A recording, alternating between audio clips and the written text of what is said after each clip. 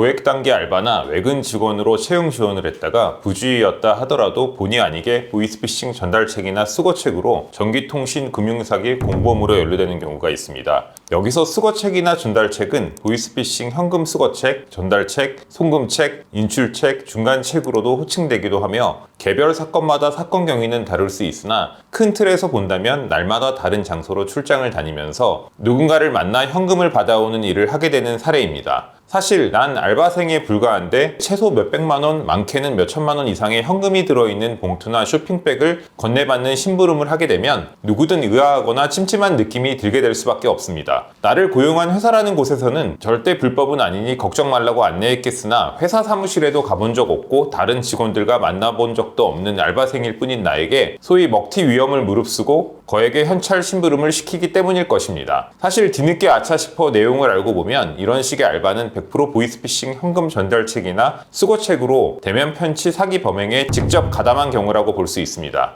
외근을 가서 만난 사람들은 보이스피싱 피해자들이며 내가 피해금을 건네받아 다른 곳에 재전달해 주거나 송금 또는 환전해 주는 식으로 범죄 수익 은닉 관련 심부름꾼 역할을 하게 된 것입니다. 일반인이 전달책, 수거책에 연루되는 상황에 관해 알아보겠습니다. 보통 고액 단기 아르바이트 광고를 보고 지원했다가 연루됩니다. 고인구직 사이트나 벼룩시장이나 인스타 부업 알바 피드로 버젓이 광고가 올라와 있는 경우가 대부분입니다. 처음부터 현금 전달 심부름이라고 하면 지원자들이 의심하여 꺼릴 수 있으니 보통은 시장조사나 경매물건 조사, 상권 분석 알바, 대출자금 회수 업무라고 하면서 일을 시키게 됩니다. 처음 며칠 동안은 어딘가로 가서 사진을 찍어 보내라고 하면서 정상적인 업무로 보일 만한 일을 시키기도 합니다. 며칠이 지나면 갑자기 회사 자금을 수령해 줄 일이 있다고 하면서 사람을 만나 돈을 받아오는 일을 부탁하는 식입니다. 재택근무 컨셉으로 집에서 대기하다가 출장을 가라고 한 뒤 현장에서 만난 사람으로부터 현금을 전달받아 오도록 시킵니다. 평일 기준 하루 한두 번씩 많게는 몇 주 동안에 걸쳐 10여 차례 이상 이런 현금 전달 심부름을 하게 될 수 있습니다.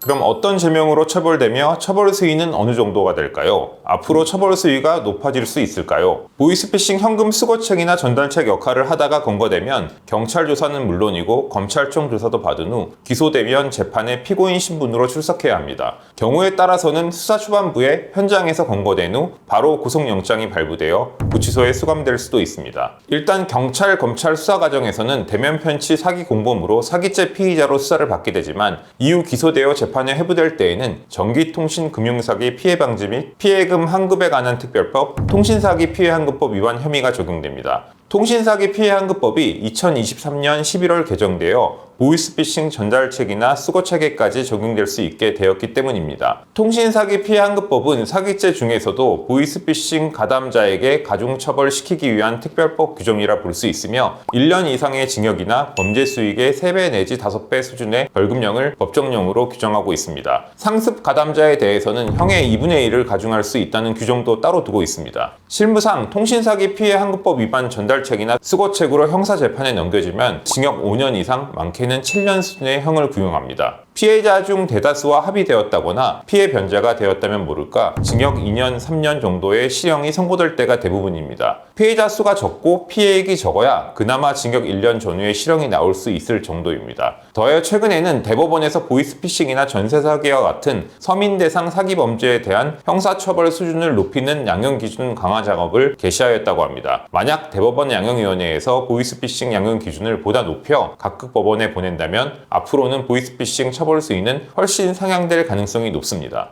초범이면 벌금형이 나올까요? 대포통장 제공 명의자 정도로 보이스피싱에 연루된 경우라면 벌금형이 나올 수 있지만 대면 편취 사기, 보이스피싱 수거책, 전달책 역할을 한 경우라면 벌금형이 나오는 경우는 극히 드뭅니다. 보통은 구공판 기소되어 재판을 받게 되며 유죄가 나온다는 전제에서는 피해자들과 합의하고 피해 변제를 해야 간신히 집행유예가 나올 수 있을 정도이지 벌금형으로 선처받는 경우는 거의 없다고 봐야 합니다. 오히려 수년 이상의 징역형이 나올 때가 더 많습니다. 물론 딱 한 번 현장에 갔고 피해 액수가 비교적 소액인데 해당 피해자와 합의하고 피해금을 변제한 정도의 경우라면 벌금형으로 선처받을 가능성도 있습니다. 그렇다면 불구속 수사를 받으려면 어떻게 해야 할까요? 전달책 사건에서는 수사기관에서 피의자를 검거하자마자 구속영장을 신청하여 구속수사를 개시할 때가 많습니다. 도주 우려를 차단하고 증거인멸 방지 및 다른 공범들과 교신을 못하도록 하려는 것이 수사기관의 의도라고 볼 수 있습니다. 계속하여 불구속 상태에서 수사재판을 받기 위해서는 수사에 적극 협조하고 가능한 피해자 중 일부와라도 합의를 진행하는 것이 좋습니다. 여러 지역의 경찰서로부터 조사받으러 나오라는 연락을 받았을 때 회피한다거나 연락을 안 받는 행동을 해서는 안 되며